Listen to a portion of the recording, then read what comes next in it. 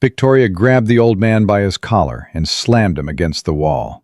"Shut your mouth, you worthless old fool!"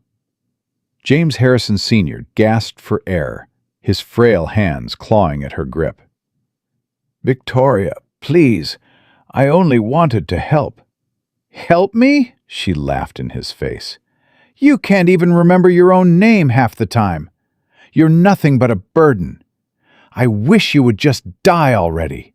She shoved him to the floor. The billionaire who built an empire from nothing now lay trembling at the feet of a woman who claimed to love his son. No one was coming to save him. But 3 weeks earlier, fate had already set something in motion. A poor, jobless girl had given her last $5 to a homeless beggar on the street, not knowing that single act of kindness would change everything. Before we continue, please subscribe to our channel and follow Emma's journey to the very end. Comment below with the city you're watching from so I can see how far this story has traveled. Emma's alarm rang at 5 in the morning. She reached over and silenced it quickly, glancing at her mother sleeping on the pull-out couch across their tiny studio apartment. Linda's breathing was shallow. Too shallow. Emma sat up and looked at the medicine bottle on the nightstand. Almost empty. 3 pills left, maybe 4. After that, nothing. She had $5 in her purse, $5 to get to the job interview in Beverly Hills and back. $5 that might be the difference between her mother living and dying. "God, please let me get this job," she whispered. She moved to the bathroom and splashed cold water on her face. The mirror showed dark circles under her eyes, worry lines that shouldn't exist on a 24-year-old face. "You can do this," she told her reflection. "You have to do this." She put on her navy blue dress, the one from her father's funeral 3 years ago. It was faded now, worn at the edges, but it was all she had.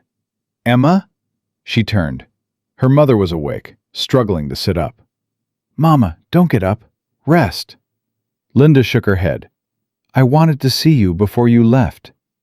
Emma knelt beside the couch and took her mother's thin hand.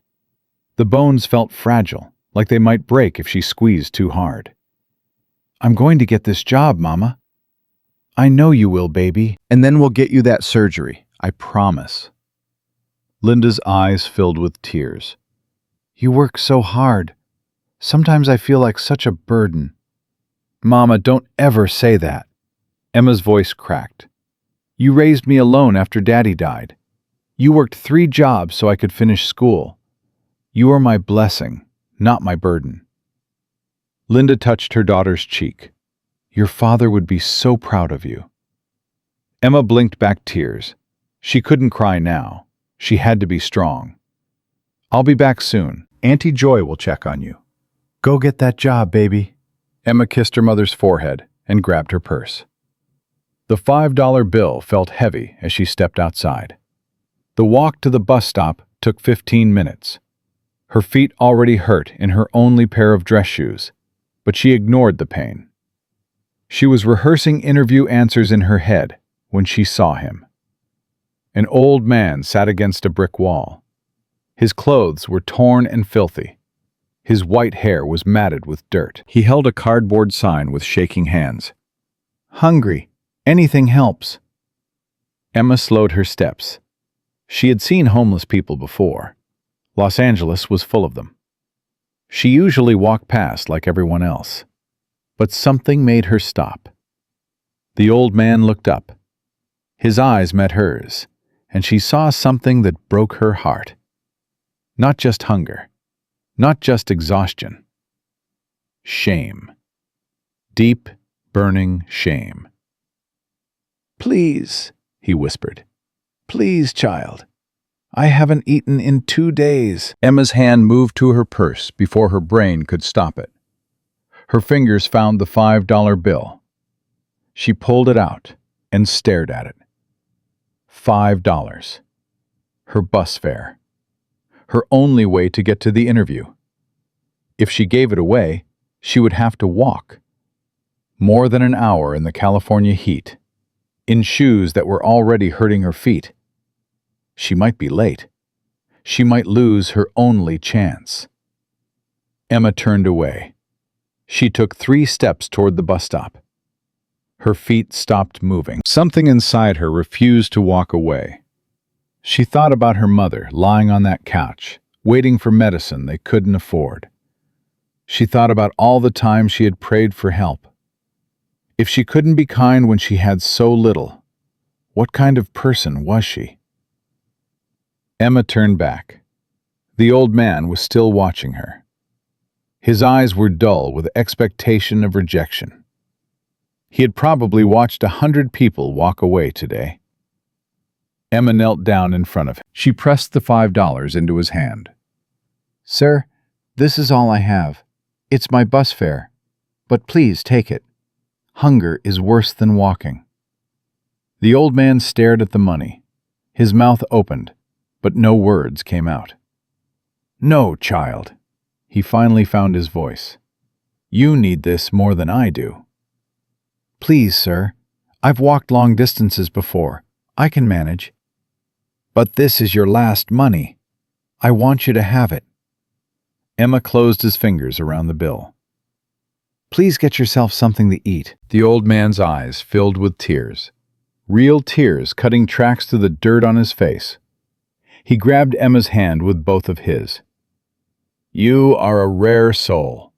People pass me every day, hundreds of them. They look at me like I'm invisible. But you stopped. You gave me everything you had." "Everyone deserves to eat, sir." "What is your name, child?" "Emma. Emma Collins." Emma. He said her name like it was precious. May your feet be blessed today. May every step lead you to something wonderful. You will not go unrewarded, I promise you. Emma smiled sadly. She didn't believe in promises anymore. Life had taught her better. "Thank you, sir. What's your name?" He hesitated for just a moment. "James. My name is James." "Take care of yourself, James." She stood up and began walking toward Beverly Hills. She didn't look back. If she had, she might have seen something strange. She might have seen the old man pull out a sleek cell phone from his dirty pocket. A phone that had no business being in the hands of a homeless man. "It's me," James said into the phone. "I found her. I finally found someone worth believing in." The walk took an hour and 20 minutes. By the time Emma reached the gates of the Harrison estate, her feet were bleeding. Sweat had soaked through her dress. The sun had been merciless. But she was here. She had made it. She looked up at the mansion, and her breath caught. It was enormous. White walls, perfect gardens, a fountain in the driveway. This was wealth beyond anything she had ever imagined. She walked up to the front door on trembling legs and rang the bell. The door swung open. A beautiful blonde woman stood there. Designer clothes, perfect makeup, cold eyes that traveled over Emma slowly. "Can I help you?" "Yes, ma'am. I'm Emma Collins. I'm here for the housekeeper interview." The woman laughed. It was not a kind laugh. You're here for the interview." "Yes, ma'am. I have an appointment." "You're late." Emma's heart dropped. "I'm sorry, ma'am. I had to walk. There was no other way." "Walk?" The woman's lip curled. "Look at you. You're disgusting. Sweaty. Dirty. You look like you crawled out of a garbage dump." "Ma'am, please, if you'll just give me a moment. I don't need your excuses." The woman stepped closer. "I know your type. Poor little girl from the ghetto, hoping to get inside a rich man's house, hoping to catch someone's eye." "Ma'am, I just need a job. My mother is sick." "Everyone has a sob story." The woman's voice dripped with contempt. "Let me tell you who I am. I'm Victoria Blake. I'm the fiancée of James Harrison, Jr., and I decide who works here." "Please, Miss Blake, I'll work hard." "Girls like you disgust me." Victoria moved even closer. "You see a rich man, and suddenly you're willing to do anything. Well, not in my house." "I would never." Get out. Victoria's voice turned ice cold. Get off this property before I call security. Ms. Blake, please. I said get out. Victoria shoved Emma backward, hard. Emma stumbled, her ankle twisted. She grabbed the railing to keep from falling, but her knee slammed into the marble steps. Pain shot through her leg. Victoria laughed. Pathetic. You can't even stand up straight. Now leave. I don't want to see your face again. Emma stood there, fighting tears. She had walked for over an hour. She had given away her last money. She'd come with so much hope. Please, she whispered. My mother needs surgery. This job is my only chance to save her. Something flickered in Victoria's eyes. For a second, Emma thought she saw a crack in the cold facade. Then it was gone. Your mother's problems and not my concern. Now get out. Victoria slammed the door in her face. Emma stood on the steps, unable to move. Her ankle throbbed. Her knee was bleeding. Her heart was shattered. She had failed. She turned and walked toward the gate. Each step sent pain shooting up her leg. Tears blurred her vision, but she refused to let them fall. She made it to the end of the driveway before her composure broke. She leaned against the stone pillar and sobbed. Great heaving sobs that shook her whole body. Her mother was going to die. There was nothing she could do. Excuse me, are you all right? Emma spun around, wiping her eyes. A man stood a few feet away. Tall, well-dressed, kind eyes that reminded her of someone she couldn't place. I'm fine, she said automatically. I was just leaving. You don't look fine. He stepped closer. You're crying. And you're bleeding. What happened? Nothing. It's nothing. The man glanced at the house, then back at Emma. Did you come here for the interview? Yes, but your fiancé said the position was filled. The man's jaw tightened. My fiancé said that? Yes, Ms. Blake. He was quiet for a long moment.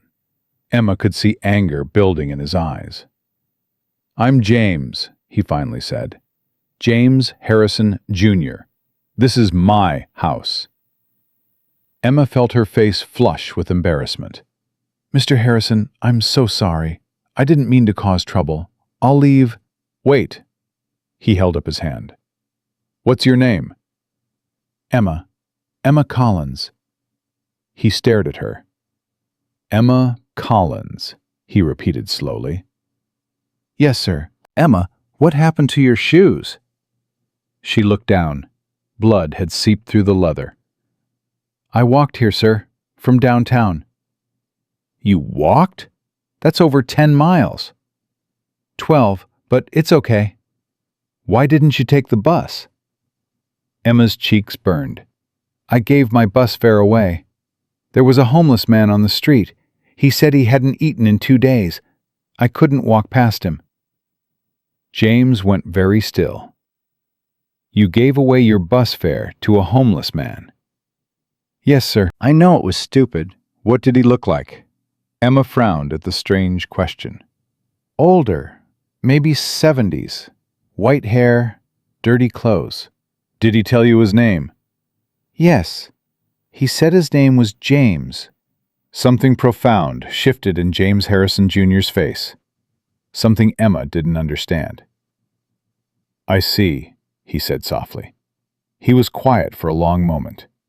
Emma, I'd like to offer you the job. Emma's breath caught. What? The position you came for. I want to offer it to you. But your fiancé said... My fiancé doesn't make hiring decisions. I do. Emma felt tears threatening again. Mr. Harrison, I don't know what to say. Say yes. Yes, yes, of course. Thank you. There's something you should know first. James's voice turned serious. My father has early-stage Alzheimer's. Some days he's completely lucid. Other days he forgets where he is. He needs someone patient and kind. I understand, sir. My mother has been sick for years. I know how to care for someone who needs help. James nodded. The salary is $8,000 a month. Emma's knees nearly buckled. 8,000? Mr. Harrison, that's too much. It's what my father deserves. He pulled a card from his pocket. Come back tomorrow morning at 8. My driver will pick you up. Write your address on this. Emma wrote her address with shaking hands. Thank you, Mr. Harrison. You won't regret this. I know I won't. His voice was strange. Emma, I have a feeling this is going to work out better than either of us can imagine. Emma left the estate in a daze. $8,000 a month. She could afford her mother's surgery. She could save her life. She was so lost in thought that she almost missed him. The old homeless man was still there. James. He was eating something from a paper bag, watching her approach. Emma Collins, he said. His voice was different somehow, stronger. How did it go? Emma stopped. Something cold trickled down her spine. How do you know my name? You told me. And you remembered? The old man smiled. I remember everything important. The interview was terrible at first, Emma said slowly. The woman who answered kicked me out. But then the owner came home. He offered me the job. Did he? Yes, $8,000 a month. The old man's smile widened. Sometimes the universe rewards kindness in ways we can't expect. Emma looked at him closely. Something didn't add up. His eyes were too sharp. His words were too precise. James, how did you end up on the street? That's a long story. One I'll tell you someday. He reached into his pocket and pulled out a small paper. Take this, my phone number, in case you ever need help. Emma took it. But I should be helping you. The old man's eyes twinkled. Trust me, Emma. I'm in a much better position to help you than you think. She didn't understand what he meant. Thank you, James. No, Emma. Thank you. You have no idea what you did for me today. Emma headed home. Behind her, the old man pulled out his cell phone. She got the job, he said. Just like we planned. Now we watch and see. But I already know, son. She's the one. When Emma reached the apartment, her mother was waiting by the door. Emma, what happened? Did you get it? Emma threw her arms around her mother. I got it, Mama. $8,000 a month. Linda pulled back, eyes wide. 8,000? That's impossible. No mistake, Mama. I start tomorrow. Linda collapsed onto the couch. Oh, thank you, Jesus. Emma knelt beside her. We're going to get you that surgery, Mama. Everything is going to be okay. I promise. Linda wept. My baby. You never gave up. I couldn't, Mama. Not when you're counting on me. They held each other, crying and laughing and dreaming of a future that finally seemed possible. But Emma didn't tell her mother about the homeless man, about the $5, about the strange things he said. Some things were too strange to explain. That night, Emma couldn't sleep. She kept thinking about the old man's eyes. The way he spoke, like he knew things no homeless person should know. She kept thinking about his words. Kindness never goes unrewarded. She had no idea how true those words would turn out to be. The next morning, a black Mercedes pulled up outside Emma's building at exactly 8 o'clock. The driver opened the door. Miss Collins, I'm here to take you to the Harrison estate. Emma slid into the back seat, her heart pounding. The drive took 30 minutes. When they pulled through the gates, Emma felt like she had entered another world. The driver helped her out. Mr. Harrison is waiting inside. Emma walked to the front door. Her hands were shaking. Please don't let Victoria answer. Please don't let Victoria answer. The door opened. James Harrison Jr. stood there, smiling warmly. "Emma, good morning. Come in." Relief flooded through her. "Good morning, James." He led her into the house. "Before you meet my father, there's something I need to tell you. Victoria doesn't know I hired you." Emma's heart sank. "She doesn't?" "I tried to tell her this morning, but she was already gone. I'll speak with her when she returns. Whatever she says, whatever she does, your job is secure. I hired you, not her. Do you understand?" "Yes, sir." "Good." He paused. "There's something else. About my father. His name is James as well. James Harrison Sr. He founded Harrison Enterprises and built it into a billion-dollar company." Emma nodded, unsure why this felt significant. "He retired 5 years ago when his memory started failing. Some days he's sharp as ever. Other days he forgets who I am. He sometimes wanders off and gets lost." "That must be so hard." "It is." James's voice was heavy with grief. "He used to be the strongest man I knew. Watching him fade away is the hardest thing I've ever done. I'll take good care of him, James. I promise." James smiled. "I believe you. Come, let me introduce you." He led her down a long hallway. Emma's heart pounded with each step. James knocked on a door, then opened it. Emma stepped inside, and the world stopped. An old man sat in an armchair by the window. White hair, weathered face, sharp, knowing eyes. The homeless man from the street corner. He looked up when they entered. A slow smile spread across his face. "Well, well," James Harrison Sr. said. "Emma Collins, we meet again." Emma couldn't move, couldn't speak, couldn't breathe. James Jr. looked between them. "You two know each other?" His father chuckled. "Oh, yes. Emma and I are old friends. She gave me the most precious gift yesterday. Isn't that right, Emma?" Emma's voice came out as a whisper. "I don't understand. You were on the street. You had a sign. You said you were hungry."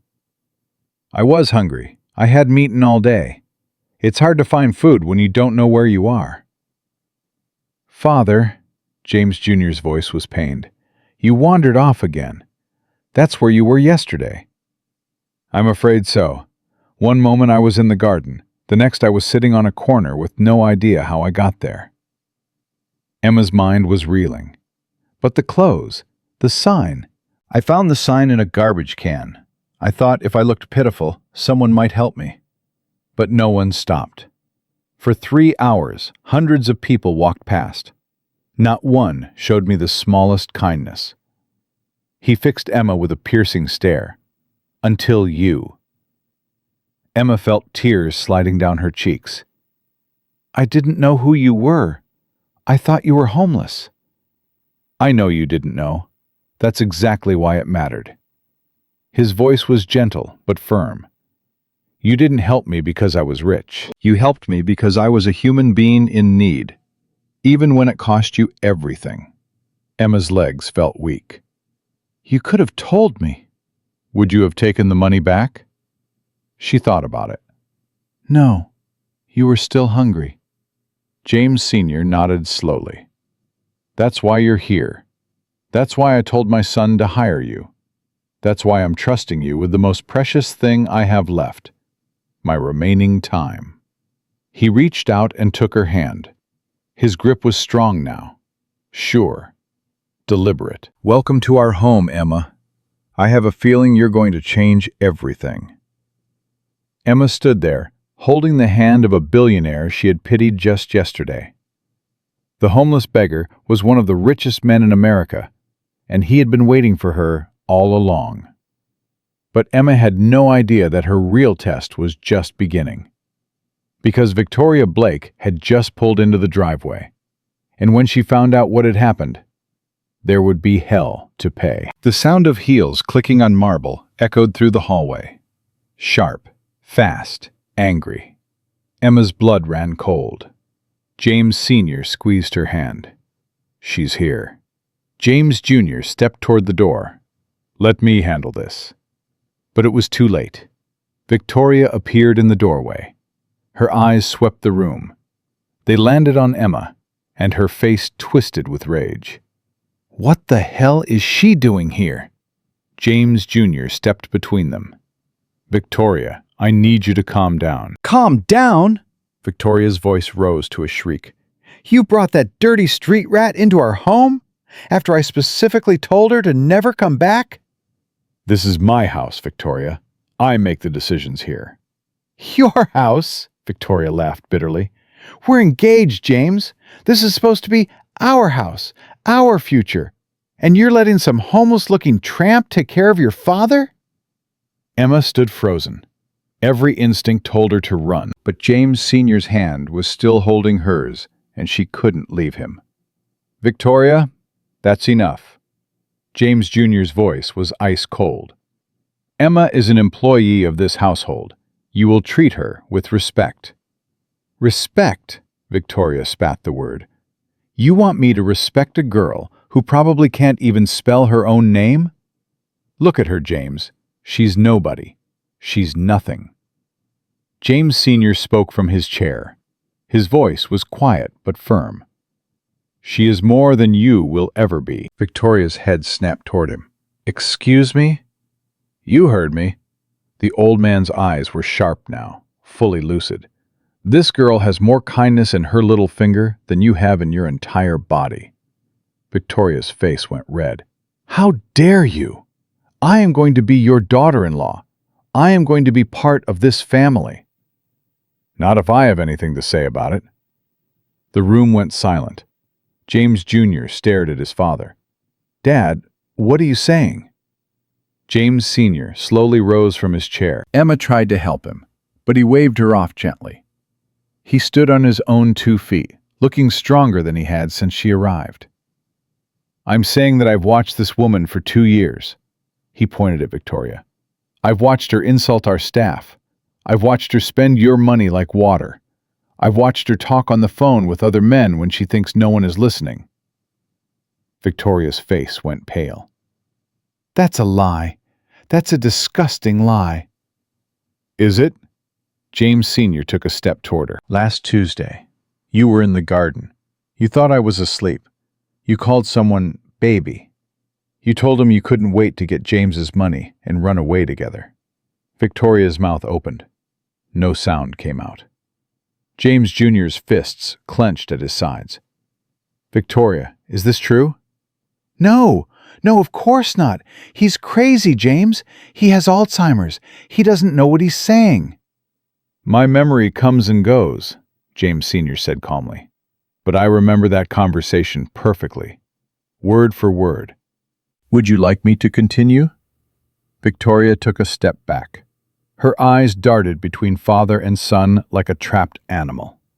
James, baby, you can't believe him over me. I love you. I would never. Get out. Victoria froze. What? I said get out. James Jr.'s voice was deadly quiet. Get out of this room right now. We'll discuss this later. James, please. Now! Victoria flinched like she had been slapped. She shot Emma a look of pure hatred, then turned and stormed out of the room. Her heels clicked furiously down the hallway. A door slammed somewhere in the house. The silence that followed was deafening. James Jr. ran his hands through his hair. Dad, why didn't you tell me this before? Would you have believed me? James Jr. was quiet for a long moment. I don't know. That's why I waited. James Sr. sat back down heavily. I needed proof. I needed someone else to see who she really is. He looked at Emma. And now I have someone I can trust. Emma's heart was pounding. Mr. Harrison, I don't want to cause problems in your family. Maybe I should leave. No. Both men spoke at the same time. James Jr. shook his head. Emma, you're not the problem here. Victoria is the problem. She's always been the problem. I was just too blind to see it. Or too in love, his father added quietly. James Jr.'s jaw tightened. I thought I loved her. I thought she loved me. But now? He trailed off, staring at the floor. Emma didn't know what to say. She had only been in this house for an hour, and already she had witnessed more drama than she had seen in her entire life. James Sr. reached out and took her hand again. Emma, I'm sorry you had to see all that. This is not normally how we welcome new employees. Emma managed a small smile. It's okay, sir. Every family has problems. Please, call me Papa James. Everyone does. Okay, Papa James. The old man smiled warmly. Now, I believe you promised to take care of me. And I'm getting hungry. Do you know how to cook? Emma nodded. Yes, sir. Yes, Papa James. I'm a good cook. Excellent. My son here can barely boil water. James Jr. rolled his eyes, but there was a hint of a smile on his face. Thanks, Dad. Go on, Emma. Papa James waved toward the door. The kitchen is down the hall to the left. Make yourself at home. I'll join you in a few minutes. Emma hesitated. She didn't want to run into Victoria alone. Papa James seemed to read her mind. Don't worry about her. She's probably locked herself in the bedroom, crying. She always does that when she doesn't get her way. Emma nodded and walked toward the door. She paused and looked back. Thank you, Papa James, for everything. Thank me by making something delicious. I haven't had a good home-cooked meal in months. Emma made her way to the kitchen, her mind spinning. She found it easily enough and stood in the middle of the huge space, trying to orient herself. She opened the refrigerator. It was fully stocked with ingredients she could barely afford to look at. Fresh vegetables, premium cuts of meat, imported cheeses. She pulled out some vegetables and started preparing a simple soup. Something warm and comforting. Something her mother always made when Emma was sick. She was chopping carrots when she heard footsteps behind her. Her hands froze. Well, well, well. Victoria's voice was poison wrapped in silk. Emma turned slowly. Victoria stood in the kitchen doorway, arms crossed, eyes blazing. Look at you, Victoria walked closer. Playing house already, cooking in my kitchen, using my ingredients, acting like you belong here. Emma gripped the knife tighter. Mr. Harrison asked me to make his father some food. Mr. Harrison, Victoria laughed mockingly. Listen to you, so formal, so polite. You think that's going to save you? I'm just doing my job, Ms. Blake. Your job. Victoria stepped even closer. Let me tell you something about your job.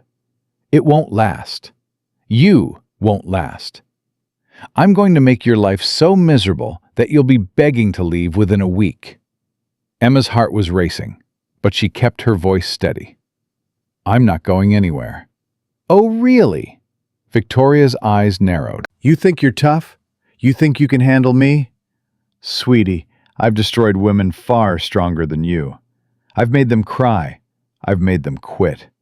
I've made them wish they were never born. Emma set down the knife. Ms. Blake, I don't want any trouble with you. Too bad, Victoria smiled coldly, because trouble is exactly what you're going to get. She reached out and grabbed a bowl of eggs from the counter. Before Emma could react, Victoria hurled the bowl to the floor. It shattered, sending eggs and glass everywhere. Oops, Victoria's smile widened.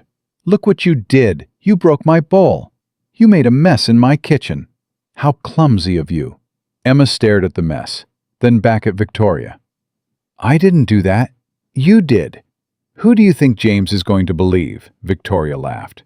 Me, his fiancée? Or you, the girl he met yesterday? Emma felt anger rising in her chest. Real anger, the kind she rarely allowed herself to feel. I think he'll believe the truth. The truth?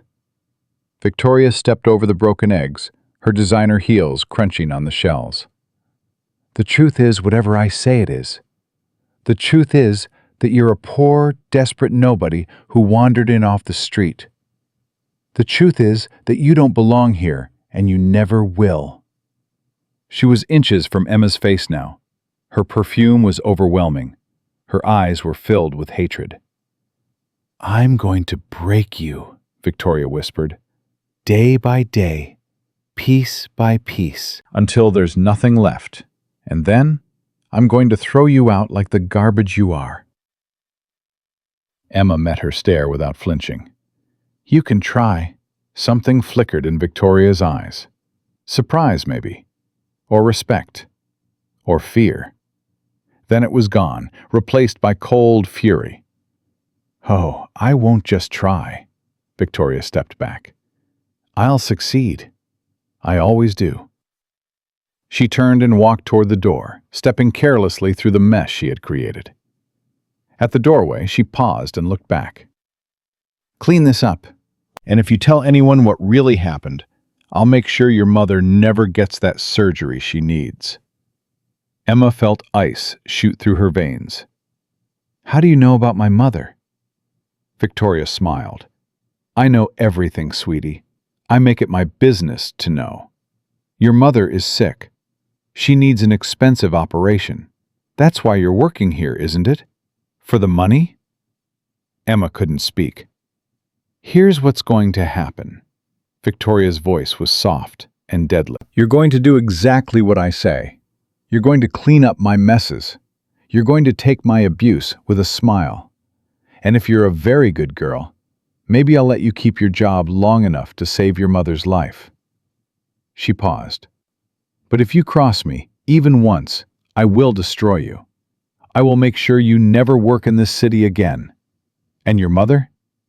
She'll die knowing her daughter failed her." Victoria walked away, her heels clicking triumphantly. Emma stood alone in the kitchen, surrounded by broken eggs and shattered glass. Her hands were shaking. Tears burned in her eyes, but she refused to let them fall. She thought about her mother lying in that tiny apartment, counting on her. She thought about the surgery that could save her life. She thought about everything she had sacrificed to get here. She would not break. She would not quit. She would survive this, no matter what it took. Emma got down on her knees and started cleaning up the mess. The glass cut her fingers, but she barely felt it. Her mind was focused on one thing only: survival. 3 days passed. True to her word, Victoria made Emma's life a living hell. Every morning, Emma arrived at the mansion at 7 o'clock. She cooked breakfast for Papa James. She helped him with his medication. She walked with him in the garden when he felt strong enough. She read to him when he was tired. She held his hand when his memory faded and he forgot where he was.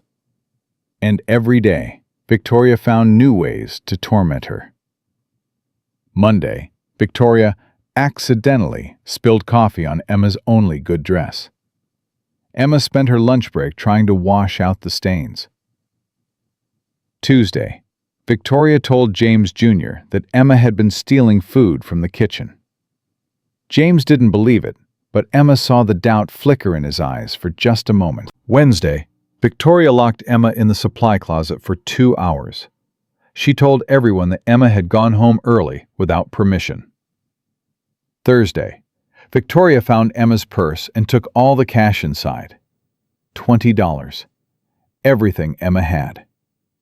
Each night, Emma went home to her mother with a smile on her face. "How was work today, baby?" Linda would ask.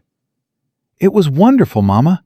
Papa James is such a sweet man, and the pay is so good. We're going to be okay." She never told her mother about Victoria. She never told her about the constant humiliation, the insults, the sabotage, the threats. Her mother was getting weaker every day. The surgery couldn't wait much longer. Emma needed this job. She needed the money. She couldn't afford to complain. On Friday morning, Emma arrived at the mansion to find Papa James agitated and confused. "Where is she?" He was pacing back and forth in his room. "Where did she go?" Emma rushed to his side. Papa James, it's me. It's Emma. What's wrong? He looked at her with wild eyes. "My wife, Margaret. She was here just a moment ago. She went to the garden. I need to find her." Emma's heart broke. Margaret was Papa James's wife. She had died 8 years ago. "Papa James, let's sit down." Emma guided him to his chair. "Let me get you some water." "No, I need to find Margaret. She's waiting for me." He tried to push past her, but Emma held firm. "Papa James, please. You need to rest. You had a bad night." "You don't understand." Tears filled his eyes.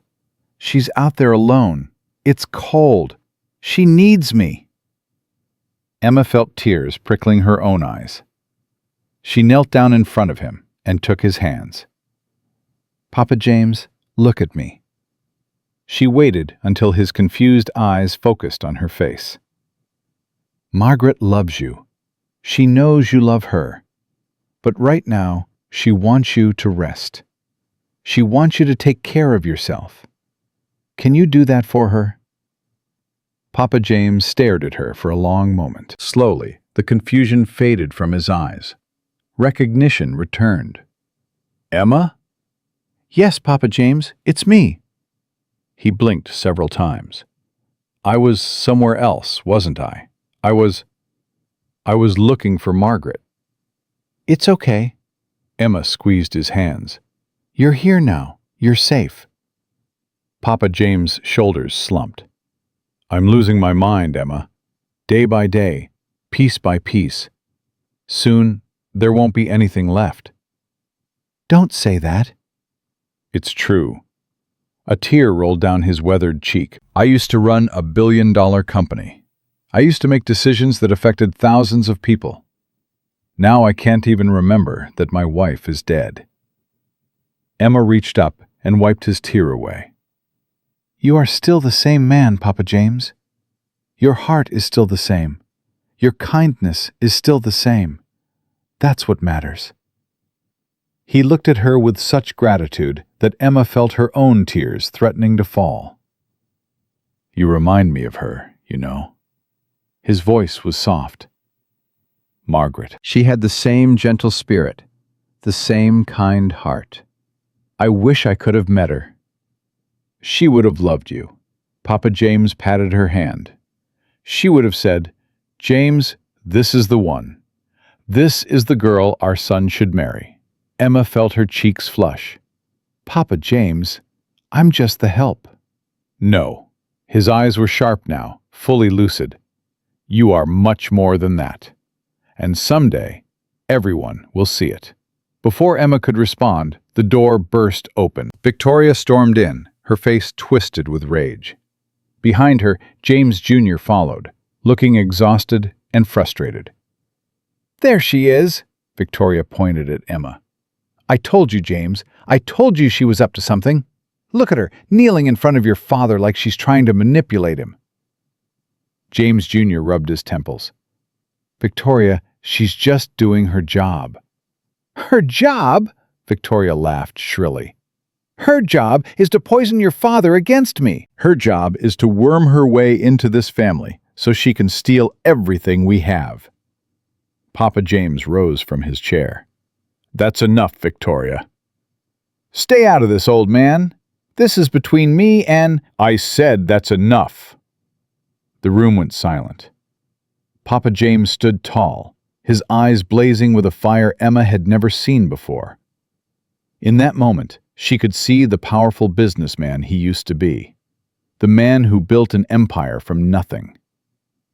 "Victoria Blake," he said, his voice cold and commanding. "I have tolerated your presence in this house for 2 years. I have watched you insult my staff, waste my son's money, and treat everyone around you like dirt beneath your shoes. I stayed quiet because my son seemed to love you. But I will not stay quiet anymore." Victoria's face went pale. Mr. Harrison, You will not speak. Papa James took a step toward her. You will listen. Emma is not trying to manipulate anyone. Emma is not trying to steal anything. Emma is the first person in this house who has treated me like a human being instead of a burden. He turned to his son. James, I know you think I'm just a confused old man with a failing memory. But I see things. I hear things.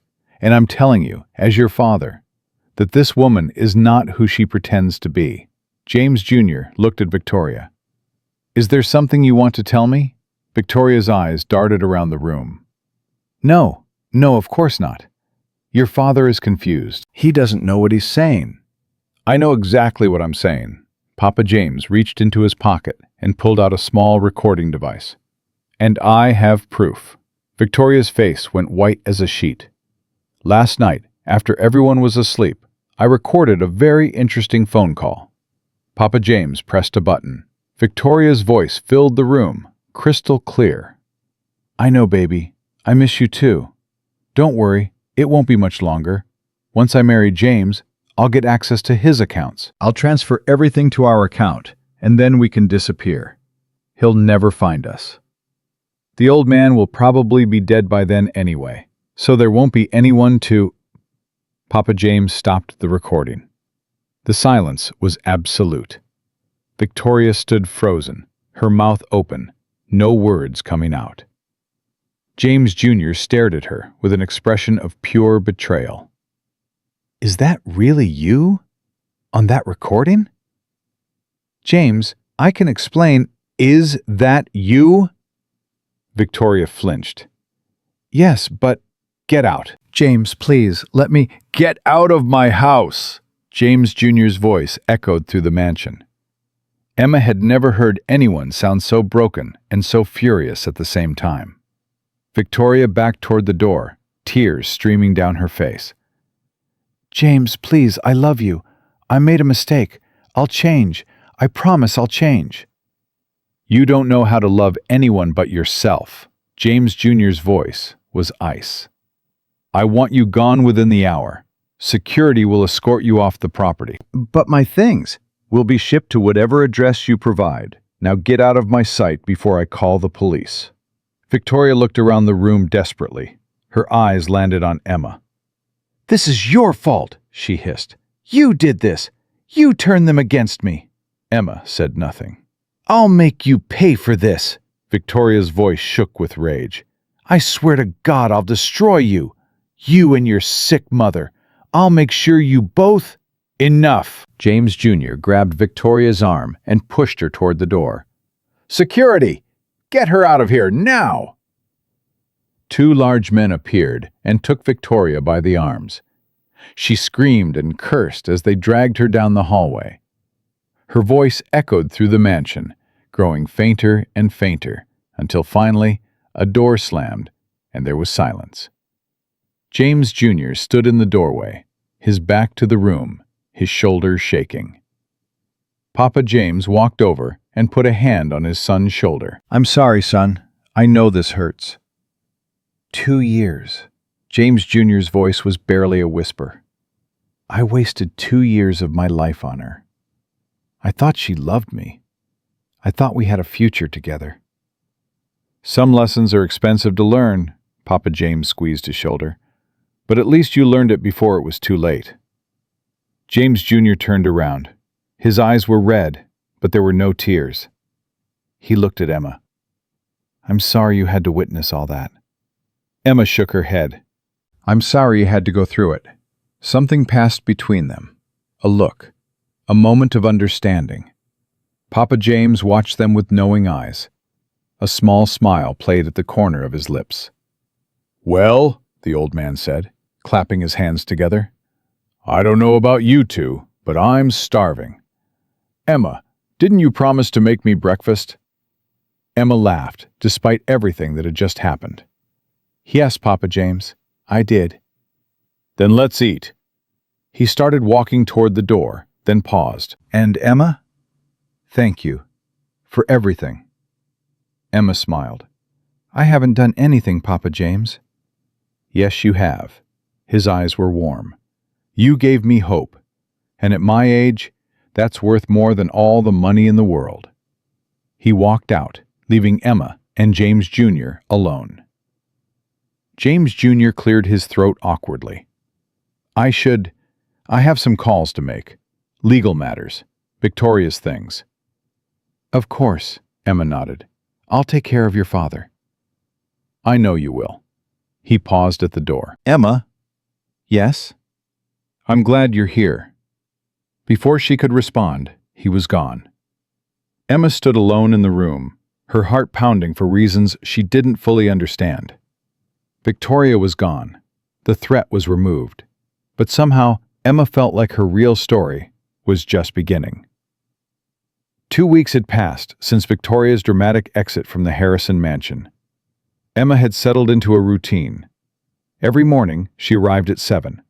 Every evening, she left at 6. In between, she cooked for Papa James, helped him with his exercises, read him stories from the newspaper, and sat with him when his memory wandered to places no one else could follow.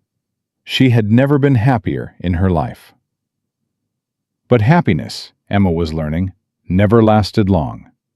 It was a Tuesday morning when everything changed. Emma was helping Papa James with his breakfast when her phone rang. She glanced at the screen. Unknown number. "Go ahead, answer it," Papa James said. "I can manage my eggs." Emma stepped into the hallway and pressed the phone to her ear. "Hello? Is this Emma Collins?" "Yes, who is this?" "This is Dr. Martinez from St. Vincent's Hospital. I'm calling about your mother, Linda Collins." Emma's heart stopped. "What happened? Is she okay?" "Miss Collins, your mother collapsed this morning. A neighbor found her unconscious and called 911. She's in our emergency room right now." The phone almost slipped from Emma's fingers. "Collapsed? But she was fine when I left. She was sitting up. She was talking." "Her heart condition has worsened significantly. Miss Collins, I need to be direct with you. Your mother needs surgery immediately. Without it, she won't survive the week." Emma grabbed the wall to steady herself. "Surgery? But we don't have... How much?" "The total cost, including hospital stay and recovery, will be approximately $200,000. The number hit Emma like a physical blow. 200,000. She had saved maybe 8,000 from her first month's salary. She was nowhere close. "Miss Collins, are you still there?" "Yes." Emma's voice was barely a whisper. "Yes, I'm here." "I understand this is difficult, but time is critical. We need to begin preparations today if we're going to save her." "I'll be there." Emma was already moving. "I'll be there as fast as I can." She ended the call and ran back to Papa James's room. Her face must have shown everything, because the old man immediately set down his fork. "Emma, what's wrong?" "It's my mother." The words tumbled out. "She collapsed. She's in the hospital. She needs surgery. $200,000. She'll die without it." Papa James rose from his chair. "Go. Go to her, right now." "But you need—" "I need nothing." His voice was firm. "Your mother needs you. Go." Emma hesitated for only a second. Then she grabbed her purse and ran. She was almost to the front door when James Jr. appeared from his study. "Emma, what's happening? Where are you going?" "My mother." Emma couldn't stop the tears now. "Hospital. Surgery. I have to go." James caught her arm gently. "Wait, tell me what happened." Through her sobs, Emma explained everything. The phone call, the collapse, the $200,000 she didn't have. James listened without interrupting. When she finished, he pulled out his phone. "Marcus, bring the car around immediately." He looked at Emma. "I'm taking you to the hospital." "You don't have to. I want to." His eyes met hers. "You're not going through this alone." 20 minutes later, they were rushing through the emergency room doors. Emma spotted Dr. Martinez immediately and ran to him. "Where is she? Where's my mother?" Dr. Martinez led them to a small room where Linda lay unconscious, hooked up to machines that beeped and hummed with her failing heartbeat. Emma fell to her knees beside the bed. Mama, Mama, I'm here. I'm here. Linda didn't respond. Her face was pale, almost gray. She looked smaller than Emma remembered, as if she was slowly fading away. James stood in the doorway, watching silently. Dr. Martinez touched Emma's shoulder. Miss Collins, we need to discuss the surgery. I'll pay for it. Everyone turned to look at James. Dr. Martinez blinked. I'm sorry, sir, and you are? James Harrison, Jr. I'll cover the full cost of the surgery, whatever she needs. Emma shook her head frantically. No, James, no, I can't let you do that. It's too much money. It's not about money. James walked to her side. It's about doing what's right. Your mother is dying. I have the means to help. End of discussion. But, Emma, he knelt beside her so they were eye to eye. You gave my father your last $5 when you had nothing. You didn't know who he was. You didn't expect anything in return. You just helped a stranger because it was the right thing to do.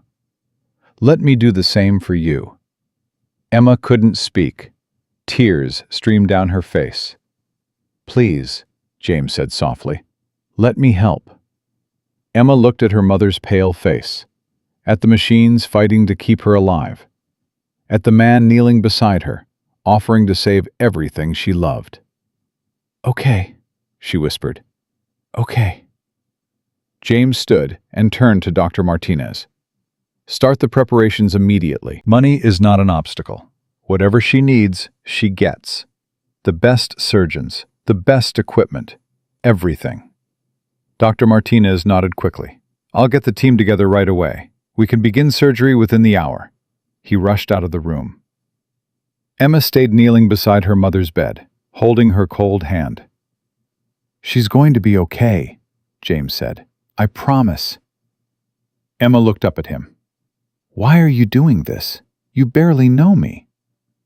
My father trusts you. James paused, and I'm starting to understand why. They waited for an hour in the small room. Then the surgical team came and wheeled Linda away. Emma tried to follow, but a nurse stopped her gently. Family waiting area is down the hall, sweetheart. The surgery will take several hours. We'll update you as soon as we can. Emma watched her mother disappear through the double doors. Her legs gave out. She would have fallen if James hadn't caught her. Easy. He guided her to a chair. Sit down. Breathe. What if she doesn't make it? Emma's voice broke. What if I lose her too? I already lost my father. I can't lose her. I can't. James sat beside her and did something unexpected. He took her hand. Your mother is a fighter. I can tell, because you're a fighter. She's going to get through this. Emma looked at their joined hands. His skin was warm against hers.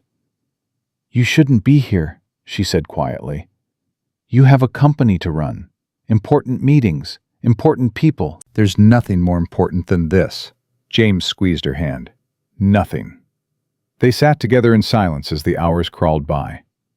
4 hours into the surgery, Emma's phone rang. She looked at the screen and frowned. Unknown number again. Hello?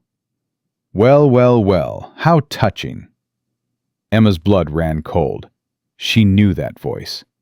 Victoria. Surprised to hear from me? Victoria laughed. Don't be. I told you I'd destroy you. Did you think I was joking?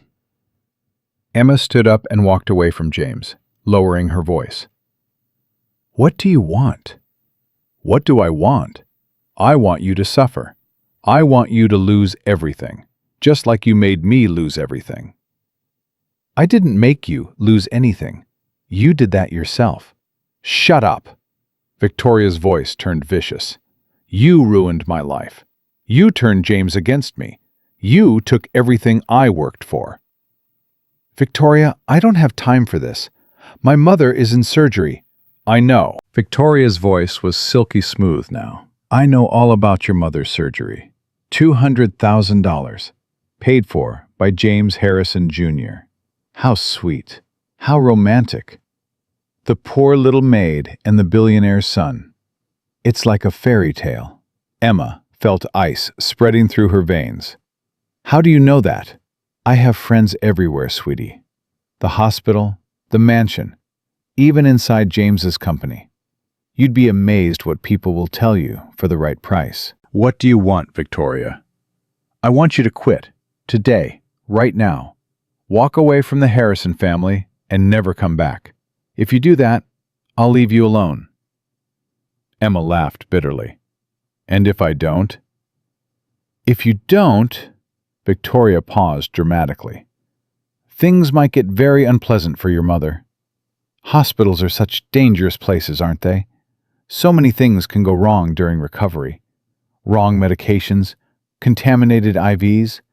Accidents happen all the time. Emma's hand shook so badly, she almost dropped the phone. You wouldn't dare. Try me. Victoria's voice was deadly serious. I have nothing left to lose, Emma. You took everything from me, and I will make you pay, even if it's the last thing I do.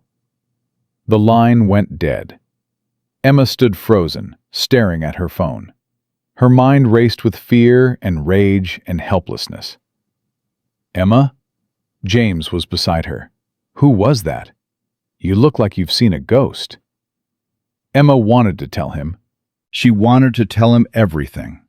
But Victoria's words echoed in her head. Wrong medications. Contaminated IV. Accidents happen. It was nothing. Emma forced a smile. Just a wrong number. James didn't look convinced, but before he could push further, a doctor emerged from the surgical wing. Family of Linda Collins? Emma rushed forward. I'm her daughter. How is she? Is she okay? The doctor smiled. The surgery was successful. Your mother is a remarkable woman. She's in recovery now. You can see her in about an hour.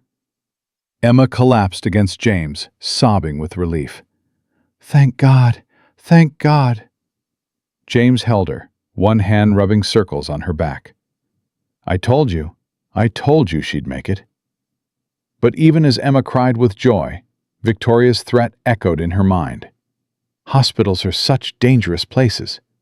She couldn't let Victoria hurt her mother. She would do anything to protect her, even if it meant giving up everything. The next 3 days were a blur of hospital visits and sleepless nights.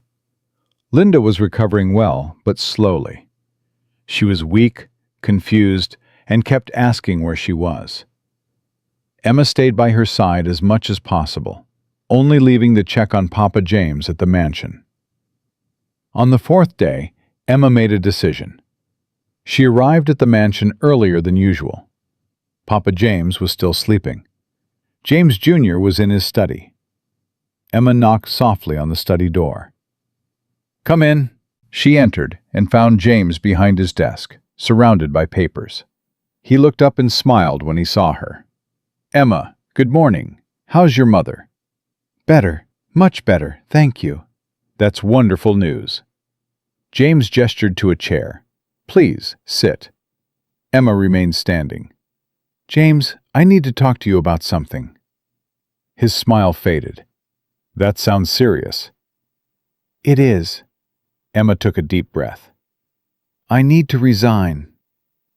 James stared at her. What? I'm resigning, effective immediately. I'm sorry. James stood up slowly.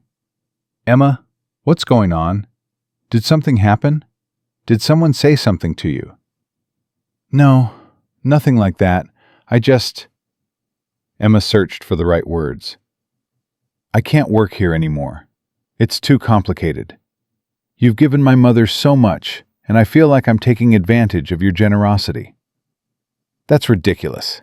James walked around the desk toward her. You're not taking advantage of anyone. You've earned every dollar we've paid you. My father adores you. He stopped himself. You what? Emma whispered. James was standing very close now. Close enough that she could smell his cologne. Close enough that she could see the flecks of gold in his brown eyes. I don't want you to leave. he said quietly. "I've gotten used to having you around. The house feels different when you're here. Brighter, warmer. I feel different when you're here." Emma's heart was pounding so hard she was sure he could hear it. "James, don't say things like that." "Why not? It's true. Because I'm just the help. I'm nobody. I don't belong in your world." "You keep saying that." James reached out and touched her face gently. "When are you going to stop believing it?" Emma closed her eyes. His touch sent electricity through her entire body. She wanted to lean into it. She wanted to stay. But then Victoria's voice echoed in her mind. "Accidents happen all the time." Emma stepped back. "I'm sorry, James. I can't." Pain flashed across his face. "Can't or won't?" "Both." Emma fought back tears. "Please don't make this harder than it already is." "Emma, talk to me. Tell me what's really going on. I know there's something you're not saying." "There's nothing to say." Emma backed toward the door. "Thank you for everything you've done for me and my mother. I'll never forget it. But I can't stay here. I'm sorry." She turned and walked out of the study. "Emma, wait!" She didn't stop. She couldn't stop. If she stopped, she would break down. She would tell him everything, and then Victoria would hurt her mother. She walked through the hallway, past the living room, toward the front door. "Emma!" Papa James was standing in his bedroom doorway, clutching his robe around him. His eyes were confused, hurt. "Where are you going? Why are you leaving?" Emma stopped. She couldn't ignore Papa James. Not after everything. "Papa James, Her voice broke. "I have to go. I'm sorry." "No." The old man shook his head stubbornly. "No, you can't go. You're family now. You belong here." "I don't belong anywhere." Tears spilled down Emma's cheeks. "I'm sorry, Papa James. I'm so sorry." She ran for the door. She made it outside, down the steps, halfway down the driveway. Then she heard James Jr.'s voice behind her. "Victoria called you, didn't she?" Emma froze. She turned slowly. James was standing on the steps, his face hard with realization. "That phone call at the hospital. The one you said was a wrong number. It was Victoria, wasn't it?" Emma couldn't lie. Not anymore. "Yes." "What did she say to you?" "She said she would hurt my mother if I didn't leave. She said hospitals are dangerous places. She said accidents happen." James's face went pale, then red with fury. "She threatened your mother's life?" "Yes." "And you were going to just leave? Without telling me?" "I had to protect my mother." Emma's voice rose. "What was I supposed to do? Risk her life? She just had surgery. She's helpless. If Victoria—" "Victoria is not going to touch your mother." James walked toward her, his voice fierce. "I won't let her. I swear to you, Emma, on my father's life, I will not let anyone hurt you or your family." "You can't promise that. Victoria is dangerous. She has people everywhere." "And I have more." James took her hands. "I have money. I have power. I have an army of lawyers and security professionals who can make Victoria's life very uncomfortable." "She's bluffing, Emma. She's desperate and scared, and she's trying to frighten you into giving up." "What if she's not bluffing?" "Then I'll destroy her." James's voice was cold as steel. "I'll ruin her so completely that she'll never threaten anyone again. I'll make sure she spends the rest of her life regretting the day she ever spoke your name." Emma stared at him. She had never seen this side of him before. The ruthless businessman. The man who built empires and crushed enemies. "Why?" she whispered. "Why would you do all that for me?" James pulled her closer.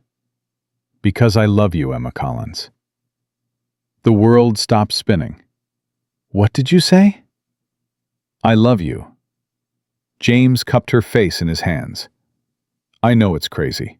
I know we've only known each other for a few weeks, but I've never felt this way about anyone. Not Victoria, not anyone. When I'm with you, I feel like a better person, like the person I was always meant to be." Emma couldn't breathe. "James, you don't have to say it back. I'm not asking for anything. I just needed you to know. I love you and I will protect you, no matter what." From the doorway, Papa James watched them with tears streaming down his face. "Margaret," he whispered to himself. "Margaret, you were right. She's the one. She's finally the one."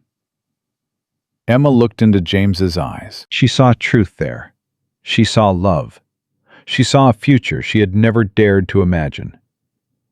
"I can't say it yet," she said softly, "but I feel something I've never felt before. And I don't want to leave. I don't want to walk away from this. From you." James smiled through his own tears. "Then don't. Stay. Fight with me. Let me prove to you that we can face anything together." Emma thought about her mother in the hospital, about Victoria's threats, about all the obstacles standing between her and happiness. Then she thought about the old man on the street corner, the one she gave her last $5 to. She thought about how that single act of kindness had brought her here, to this moment, to this man.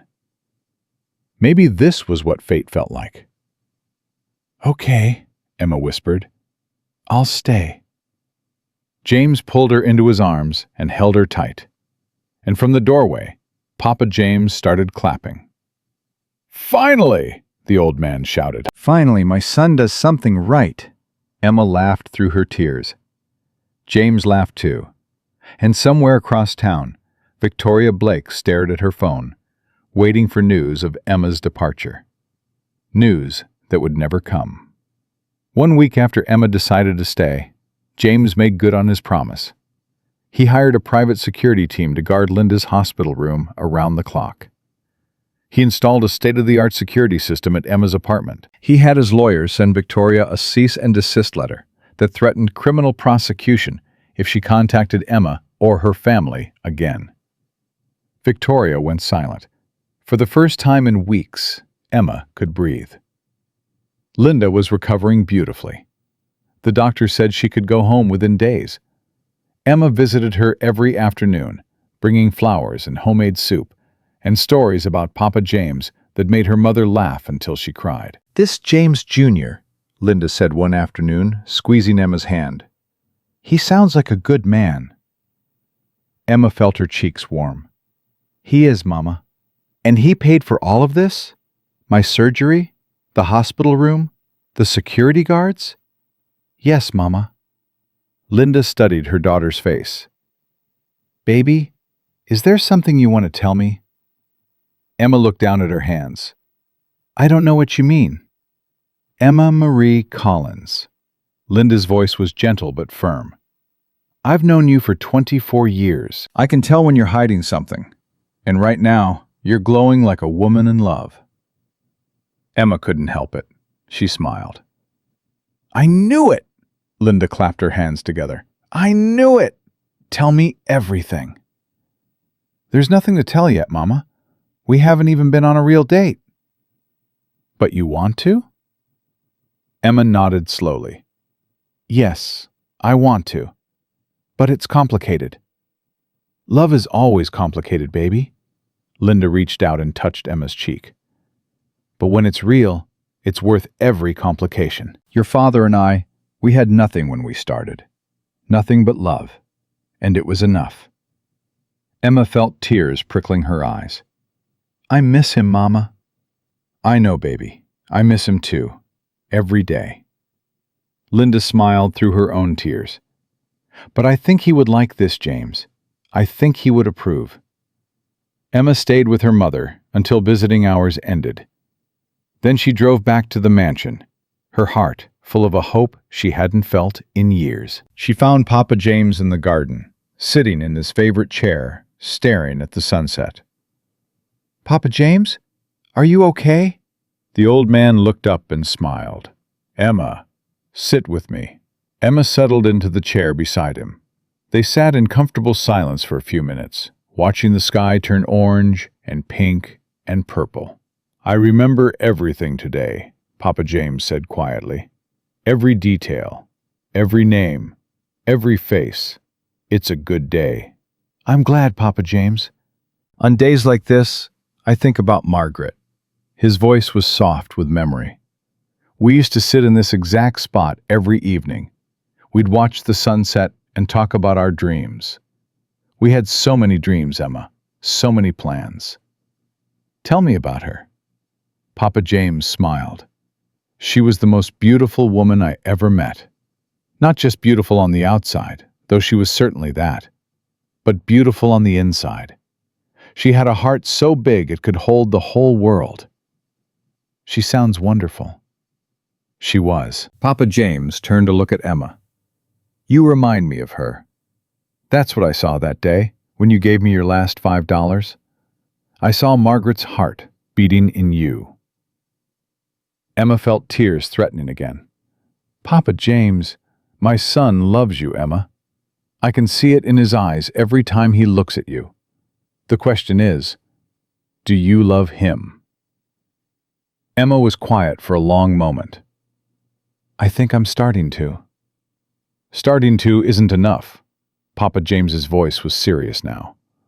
My son has been hurt before. Victoria wasn't the first woman to break his heart.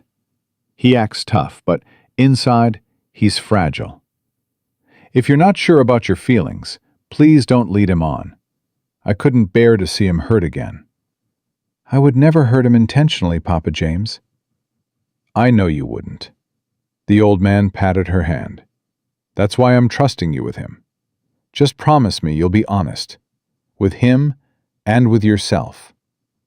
I promise. Papa James nodded, satisfied. Good. Now help me inside. These old bones don't like the evening chill. Emma helped him to his feet and guided him back to the house. As they walked, Papa James suddenly stopped. Emma, there's something I need to tell you. Something important. What is it? Papa James opened his mouth to speak, then frowned.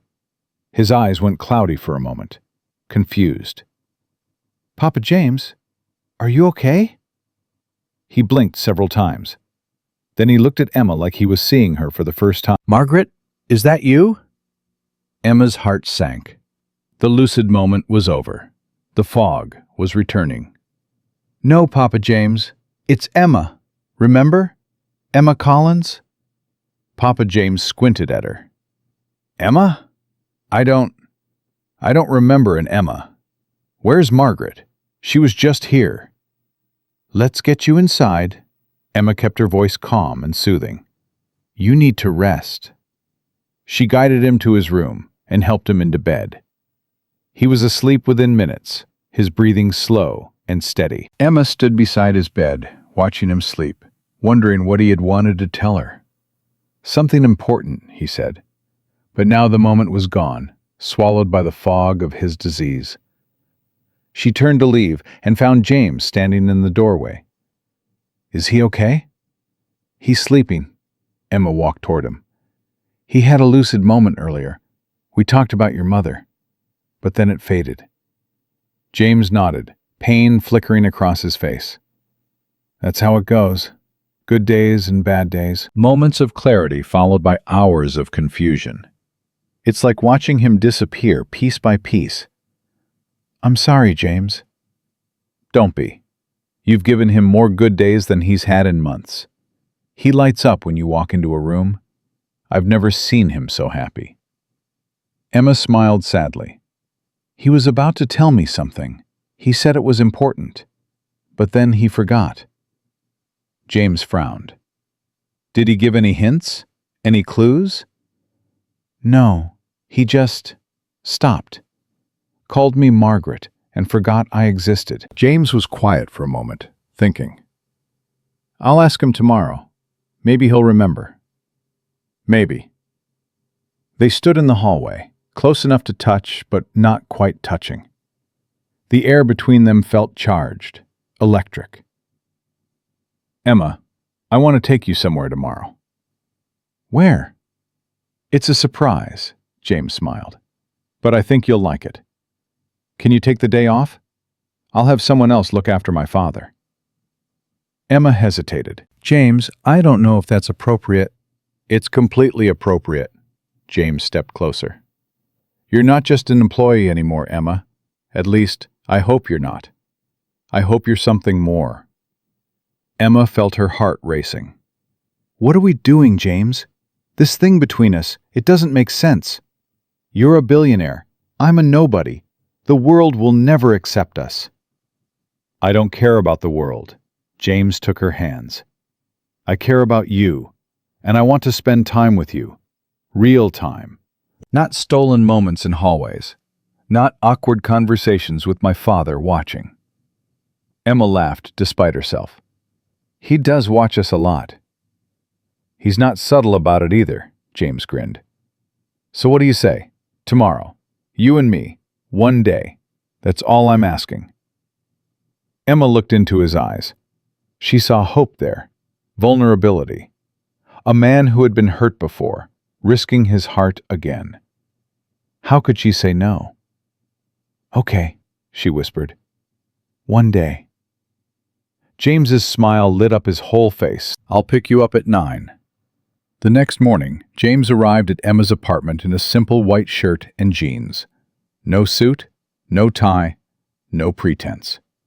Emma wore a yellow sundress that Linda had bought her years ago. It was old and faded, but it was her favorite.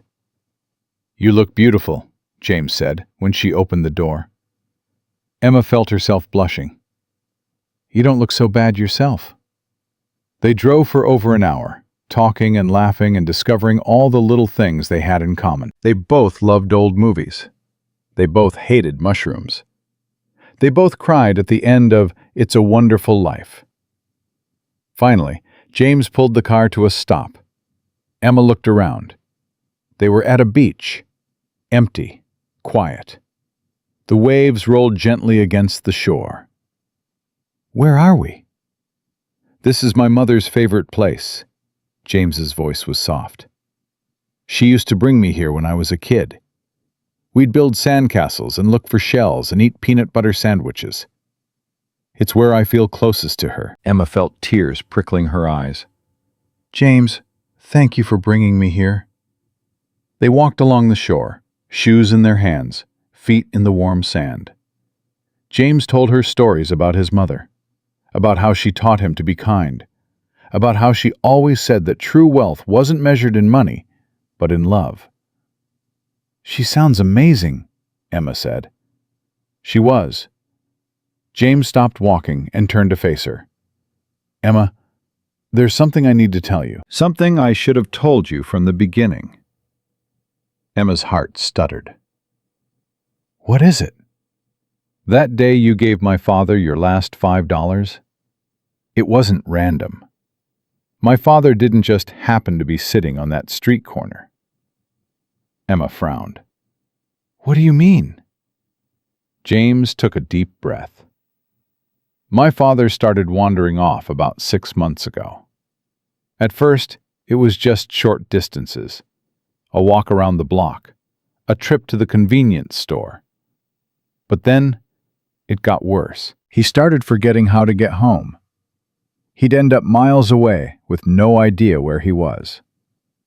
"That's terrifying." It was.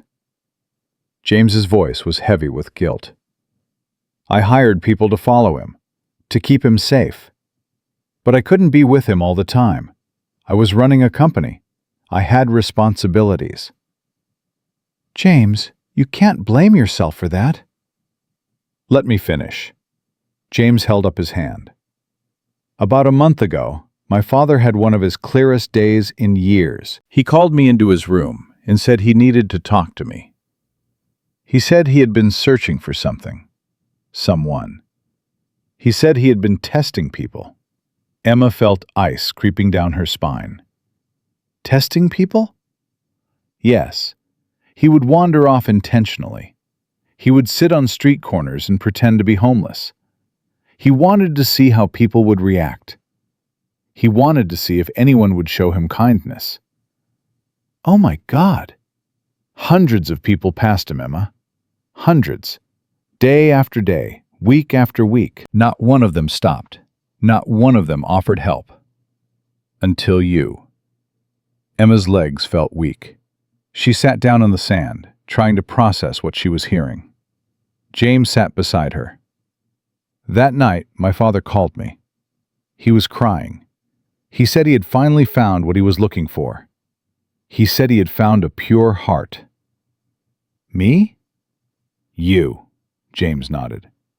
He made me promise to find you, to bring you into our home, to give you a chance. Everything that happened after that, the job, the interview, meeting you at the pharmacy, it was all part of his plan. Emma shook her head in disbelief. But the pharmacy was a coincidence. I was buying medicine for my mother. That wasn't a coincidence either. James's voice was gentle. My father has been watching you for weeks, Emma. He knew about your mother. He knew about her illness. He knew you were desperate for money. He was spying on me? He was observing you, testing you, making sure you were who he thought you were. Emma felt a flash of anger. So everything has been a manipulation? My job? Your father's kindness? You? No, James grabbed her hands. Emma, no. That's not what I'm saying. My father's affection for you is real. My feelings for you are real. None of that was planned or faked.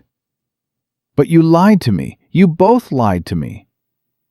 We didn't tell you the whole truth, and I'm sorry for that. But Emma, try to understand. My father is dying. His mind is failing more every day. He wanted to find someone good before it was too late. Someone to look after me when he's gone. Someone he could trust with his legacy. Emma pulled her hands away. So, I'm what? An audition? A test subject? You're a miracle. James's voice cracked with emotion. That's what my father calls you. A miracle walking in human form. He believes you were sent to us. And honestly, Emma, so do I. Emma stared at him, her mind spinning with confusion and anger and something else. Something that felt dangerously like love. I need time to think. I know, James nodded. Take all the time you need. I just wanted to be honest with you. No more secrets. No more lies. They sat in silence for a long time, watching the waves crash against the shore. Finally, Emma spoke. Your father. When he asked me to call him Papa James, was that real? Yes, James smiled softly.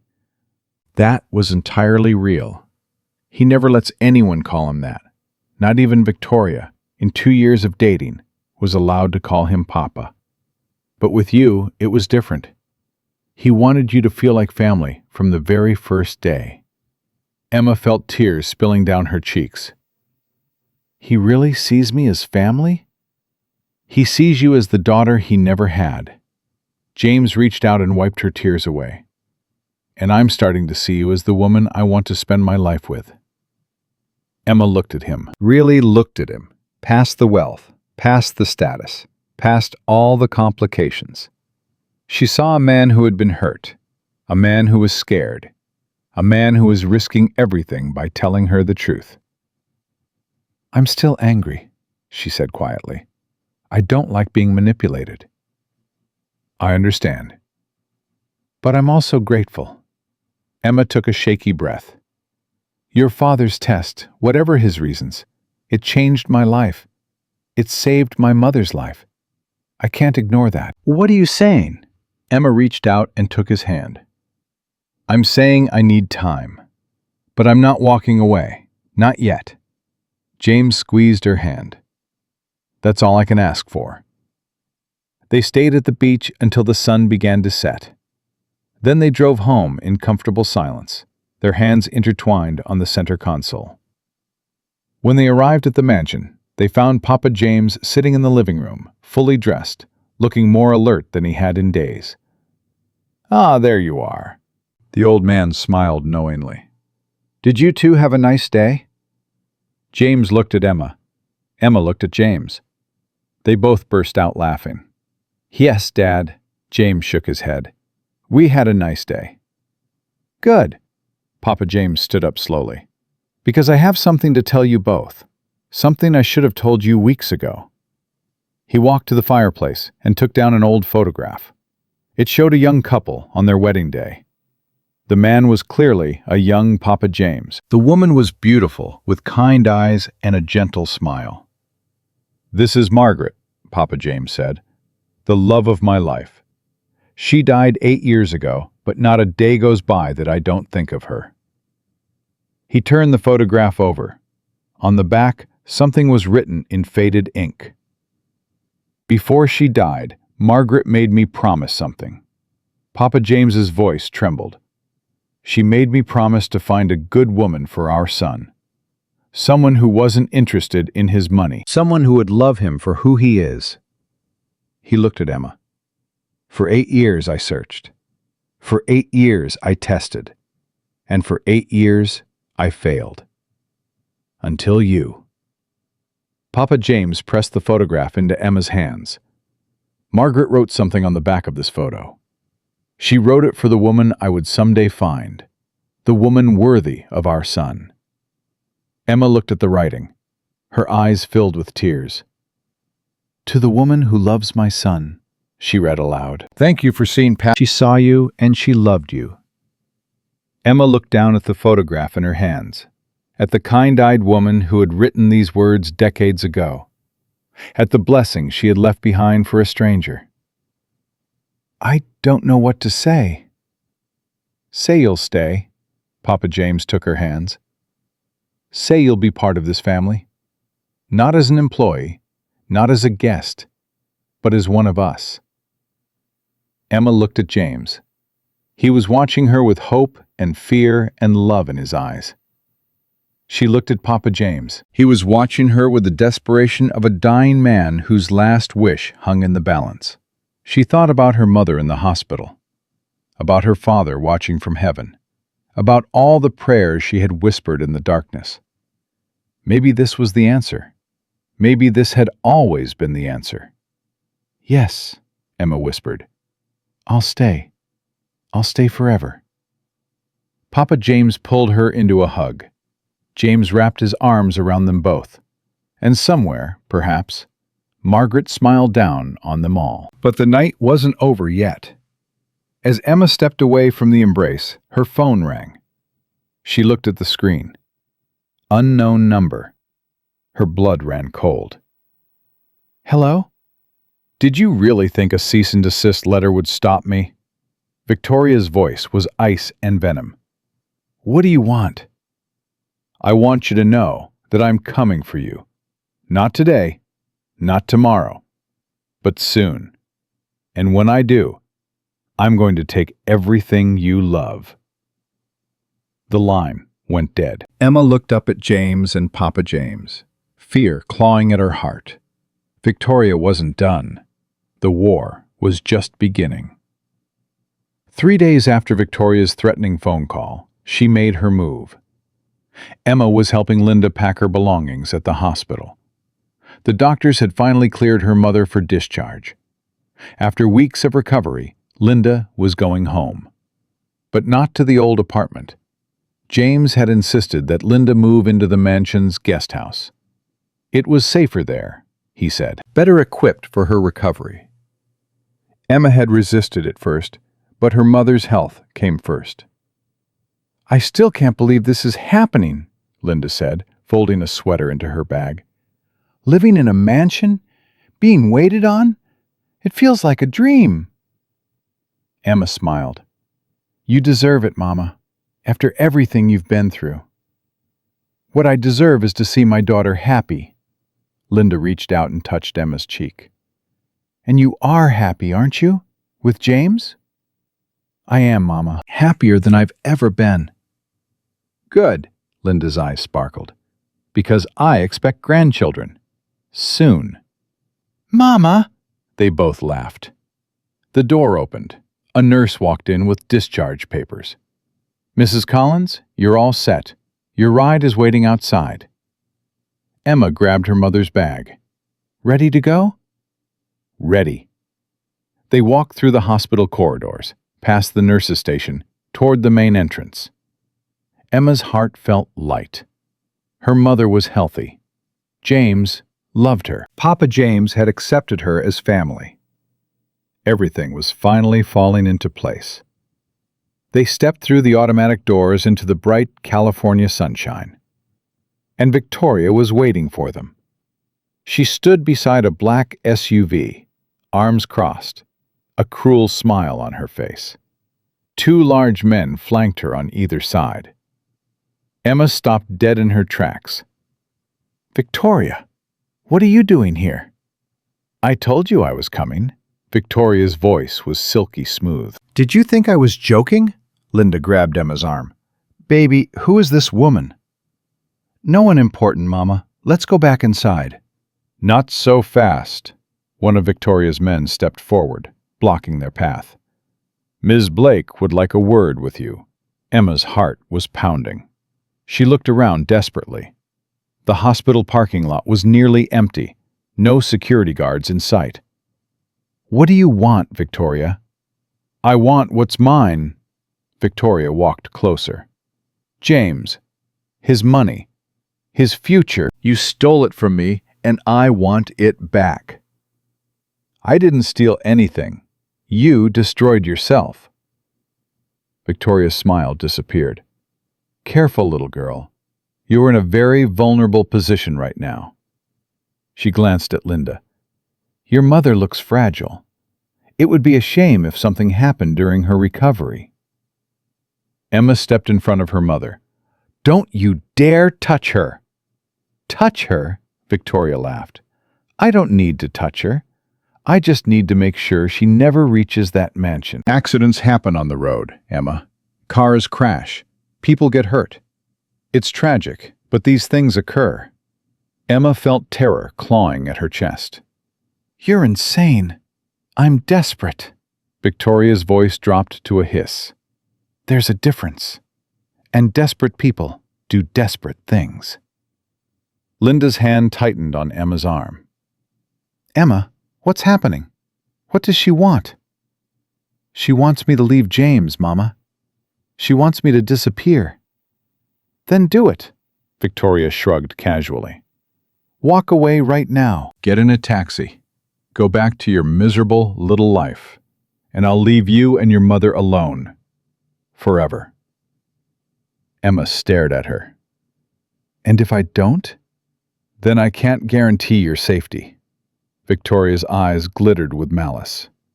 "Or your mother's." Emma's mind raced. She had no weapon, no backup, no way to call for help. Victoria had planned this perfectly. She had to stall. "Let me think about it." "There's nothing to think about." Victoria snapped her fingers. One of her men pulled out a phone. "I have pictures, Emma. Pictures of your mother in her hospital bed. Pictures of the medication she's taking. Pictures of the routes between here and the mansion. I know everything." Emma felt sick. "You've been watching us." "Of course I have. Did you think I was stupid?" Victoria stepped even closer. "I've been planning this for weeks. Every detail. Every contingency. There's no escape, Emma. There's no cavalry coming to save you." "You're wrong." The voice came from behind Victoria. She spun around. James stood there, his face hard as stone. Behind him, 6 security guards spread out across the parking lot, cutting off every exit. "James." Victoria's face went pale. "How did you—" "You're not the only one with people watching, Victoria." James walked toward her slowly. "Did you really think I'd let Emma and her mother leave the hospital without protection? Did you really think I was that naive?" Victoria's men looked at the security guards nervously. They were outnumbered, outmatched. "This doesn't concern you, James." Victoria tried to regain her composure. "This is between me and that gold-digging little—" "Don't finish that sentence." James's voice was ice. "Don't you ever speak about Emma like that again." Victoria's facade cracked. "James, please. Can't you see what she's doing? She's using you. She's manipulating you, just like she manipulated your father." "The only manipulator here is you, Victoria." James stopped just inches from her. "It's over. The police are on their way. You're going to jail for harassment, stalking, and threatening bodily harm." "You can't prove any of that." James smiled coldly. "Actually, I can. I've recorded every phone call you've made to Emma. I've documented every threat. I've compiled evidence of your surveillance operation.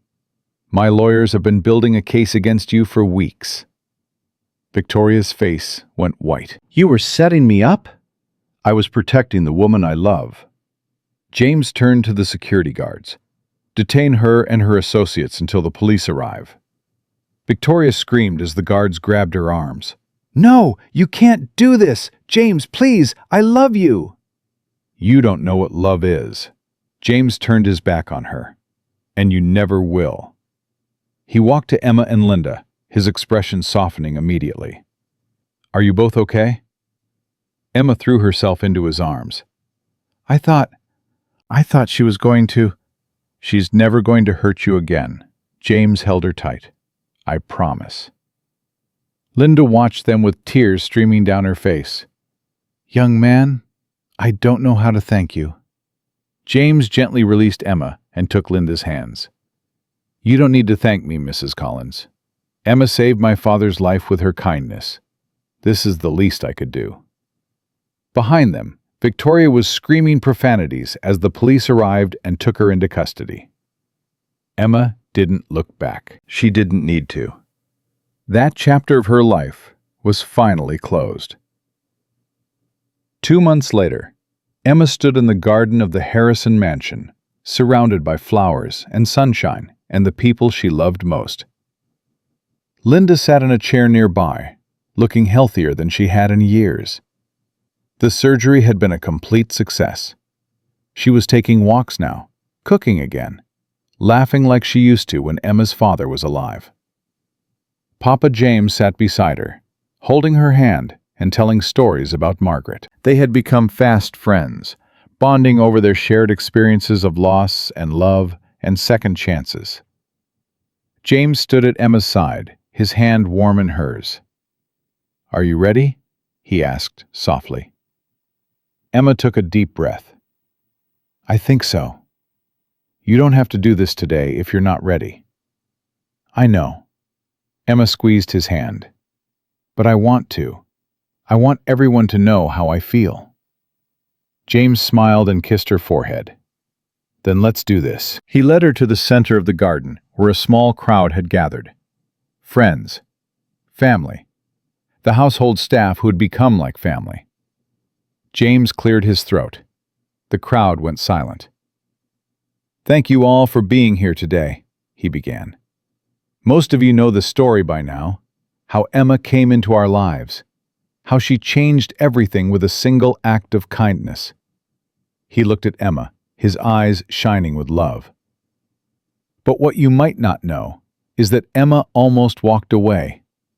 Twice. She almost gave up on us because she thought she didn't deserve this life. She thought she was just a poor girl from the wrong side of town who didn't belong in our world." Emma felt tears building in her eyes. "I'm here today to prove her wrong." James reached into his pocket and pulled out a small velvet box. "Emma Collins, you are the most incredible person I've ever met. You are kind, brave, selfless, and beautiful. You make me want to be a better man. You make me believe in miracles." He dropped to one knee. The crowd gasped. Emma's hands flew to her mouth.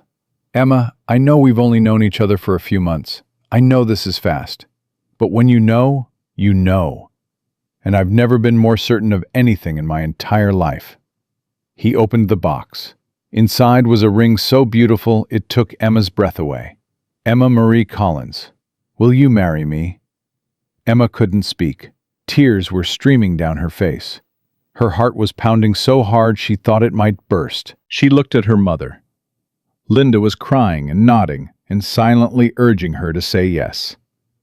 She looked at Papa James. The old man was beaming, his face wet with happy tears.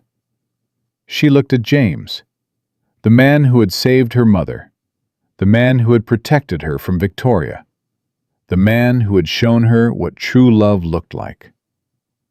Yes. The word came out as a whisper. Yes, yes, yes! James slid the ring onto her finger and swept her into his arms. The crowd erupted in cheers and applause. Papa James was the loudest of all. "Finally!" he shouted. "Finally, my boy did something right!" Everyone laughed. James set Emma down and kissed her deeply. When they finally pulled apart, both of them were crying. "I love you, Emma Collins." "I love you too, James Harrison." Linda rushed over and pulled them both into a hug. "My baby is getting married! I can't believe it!" Papa James joined the embrace. "Welcome to the family, Emma. Officially this time." The celebration lasted for hours. There was food and music and dancing and more laughter than Emma had heard in years. She felt like she was floating on a cloud of pure happiness. As the sun began to set, Papa James pulled Emma aside. "Walk with me," he said. "I want to show you something." They walked to a quiet corner of the garden, where a stone bench sat beneath an old oak tree. "This was Margaret's favorite spot," Papa James said, sitting down heavily. "She used to come here to think, to pray, to dream." Emma sat beside him. "She must have been an amazing woman." She was. Papa James reached into his pocket and pulled out a small envelope. "She wrote you a letter, Emma." Emma frowned. "What do you mean? She never knew me." "No, but she knew you would come." Papa James pressed the envelope into her hands. "She wrote this 30 years ago. She told me to give it to the woman who would save our family." Emma stared at the envelope. Her name was written on the front in elegant handwriting. "How is that possible?" "Margaret had a gift," Papa James smiled mysteriously. "She saw things other people couldn't see. She knew things other people couldn't know. She predicted that our son would be hurt by the wrong woman.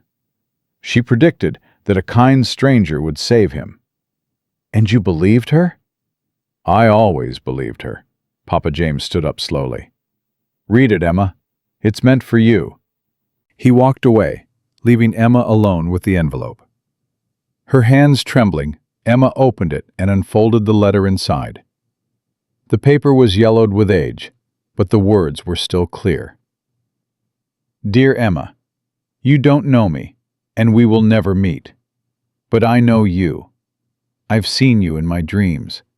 I've felt your kindness in my heart. By the time you read this, I will be long gone, but my love remains. My love for James, my husband. My love for James, my son. And now, my love for you. Thank you for giving a stranger your last $5. Thank you for showing my husband that goodness still exists in this world. Thank you for loving my son when he needed it most. You are not a poor girl from the wrong side of town. You are a miracle walking in human form. You are the answer to every prayer I've ever prayed. Take care of my boys, Emma. Love them fiercely. Forgive them quickly. And know that wherever I am, I'm watching over you all.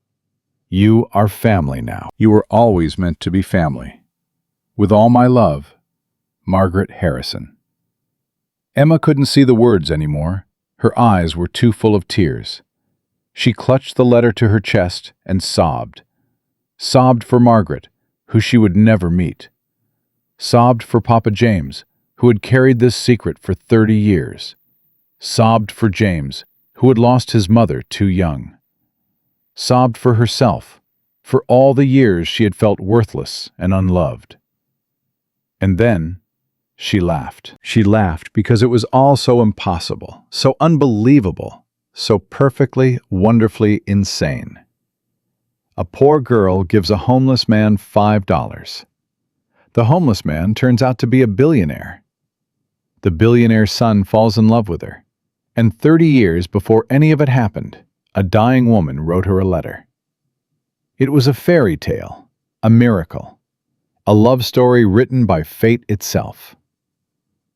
Emma stood up and walked back to the party. James was waiting for her, concern on his face. "Are you okay? You've been crying." Emma handed him the letter.